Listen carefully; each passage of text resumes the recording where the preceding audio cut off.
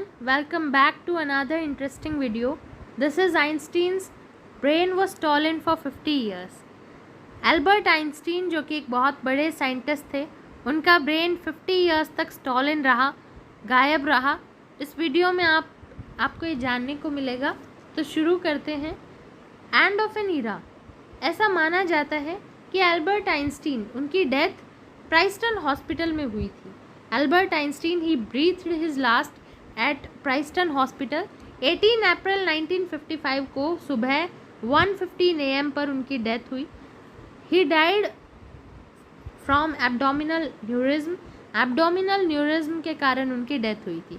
उनकी डेथ के बाद उनके जो डॉक्टर थे, doctor Thomas Harvey he removed his eyeballs and brain.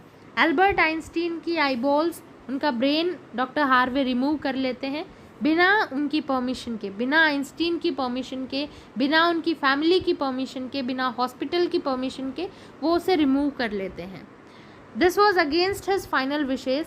Einstein चाहते थे कि उनकी जो बॉडी है वो पूरी तरीके से क्रिमेट कर दी जाए, उनकी बॉडी का कोई भी हिस्सा नहीं रखा जाए बल्कि पूरी तरीके से क्रिमेट किया जाए। वो ऐसा इसीलिए चाहते थे in order to discourage the आइडोलेटर्स।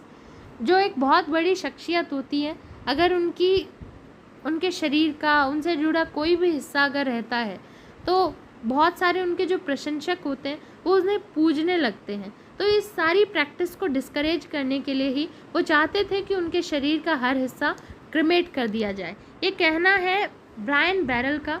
उन्होंने दावा किया है अपनी book post cards from the brain museum, इसके अंदर उन्होंने इस बात का दावा किया है। डॉक्टर हार्वे जिन्होंने ये ब्रेन रिमूव किया था उनकी बॉडी से, उनका कहना है कि he had asked for permission from Einstein son, और उन्होंने ब्रेन सिर्फ इसलिए लिया था फॉर इन्वेस्टिगेशन, केवल साइंस के अंदर कंट्रीब्यूशन के लिए उसके ऊपर वो जो है इन्वेस्टिगेशन करना चाहते थे, सिर्फ इसीलिए उन्होंने वो ब्रेन निकाला। हार्वे ने वो ब्रेन निकाला, but there was conflict over brain's ownership. उस ब्रेन की ऑनरशिप के ऊपर कॉन्फ्लिक्ट था। फिर हार्वे को प्राइस्टन हॉस्पिटल से निकाल दिया गया और वो ब्रेन अपने साथ ले जाते हैं। डॉक्टर हार्वे आइंस्टीन का ब्रेन अपने साथ ले जाते हैं। फिर वो उस ब्रेन को 240 सेक्शंस के अंदर काट देते हैं और उसे सेलोडिन एक केमिकल है, उसके अंदर वो एम्बेड कर देते हैं फॉर माइक्रोस्कोपिक एग्जामिनेशन। हार्वे पूरी तरीके से उस ब्रेन को इन्वेस्टिगेट करना चाहते थे, उसके ऊपर रिसर्च करना चाहते थे, और इसी मकसद से वो उस ब्रेन को, आइंस्टीन के ब्रेन को 240 सेक्शंस के अंदर काट देते हैं और उसे सेलोडिन में एम्बेड करके माइक्रोस्कोप पर उसे एग्जामिन करते हैं। रिपोर्ट्स के मुताबिक हार्वे उस ब्रेन को लेकर विचिटा शहर ट्रैवल करते हैं और उस ब्रेन को बहुत सालों तक सीडर के बॉक्स में, सीडर एक केमिकल होता है जो किसी भी जो है बायोडिग्रेडेबल चीज़ को सड़ने नहीं देता, तो उसके अंदर वो रखते हैं। कई दशकों तक, लगभग 3 दशक तक, 3 डिकेड्स तक हार्वे एल्बर्ट आइंस्टीन का वो ब्रेन लेकर इधर से उधर घूमते रहे। उसके ऊपर बहुत सारी उन्होंने रिपोर्ट्स लिखी, बहुत सारे पेपर्स लिखे, लेकिन उन्हें कभी भी पब्लिश नहीं किया। बहुत सारी उन्होंने स्लाइड्स बनाई उसके ऊपर, जो उन्होंने बहुत सारे दूसरे रिसर्चर्स को भी दी ताकि वो उसके ऊपर इन्वेस्टिगेट कर सकें। अगर हम उनकी एनाटॉमी को देखें, उनके ब्रेन की, आइंस्टीन के ब्रेन की एनाटॉमी को देखें, तो 1985 के अंदर मैरियन डायमंड एक स्टडी पब्लिश करती है।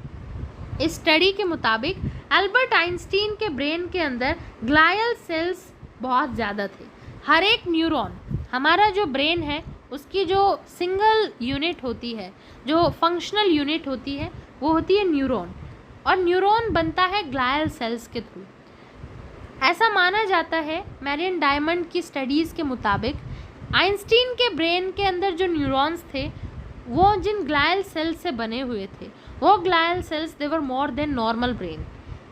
Glial cells were more than normal brain.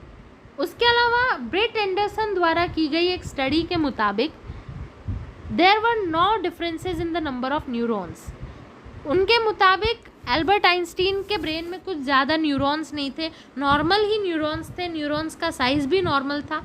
लेकिन जो अलग था नॉर्मल ब्रेन से, उनके ब्रेन में क्या क्या डिफरेंसेस थे अगर ये देखें तो ब्रेट एंडरसन के मुताबिक एल्बर्ट आइंस्टीन, हमारा जो ब्रेन है वो 2 हेमिस्फीयर्स के अंदर होता है, इस तरीके से वो जुड़ा रहता है। ब्रेट एंडरसन के मुताबिक एल्बर्ट आइंस्टीन का जो ब्रेन था वो उसके जो 2 हेमिस्फीयर्स थे वो बहुत ही टाइटली पैक्ड थे, बहुत टाइटली जुड़े हुए थे, और इसी कारण उनके अंदर इंफॉर्मेशन का प्रोसेसिंग बहुत जल्दी हुआ करता था as compared to normal human being. So this was an extraordinary brain. Left और right hemispheres they were unusually well connected and that is why this contributed to his brilliance, ऐसा माना गया।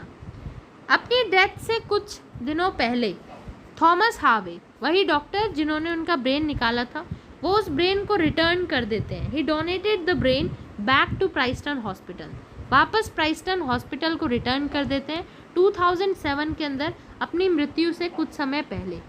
और साथ ही उन रिसर्चर्स से भी slides वापस ले ली जाती, वो रिसर्चर्स वो स्लाइड्स लौटा देते हैं जो हार्वे ने उन्हें दी थी, राइट। आइंस्टीन के ब्रेन की स्लाइड्स जो हार्वे ने बहुत सारी रिसर्चर्स को दी थी ताकि वो उसके ऊपर इन्वेस्टिगेट कर सके, वो स्लाइड्स भी लौटा दी जाती हैं। आज के समय की अगर बात करें तो फिलाडेल्फिया के अंदर मटर म्यूज़ियम है। इस मटर म्यूज़ियम के अंदर एल्बर्ट आइंस्टीन का ब्रेन रखा हुआ है, वहाँ पर लोग उसे देखते हैं। This was all in this video. I hope आपको ये वीडियो इंटरेस्टिंग लगी होगी, and if you did like it please like, share and subscribe to the channel. Thank you for watching the video.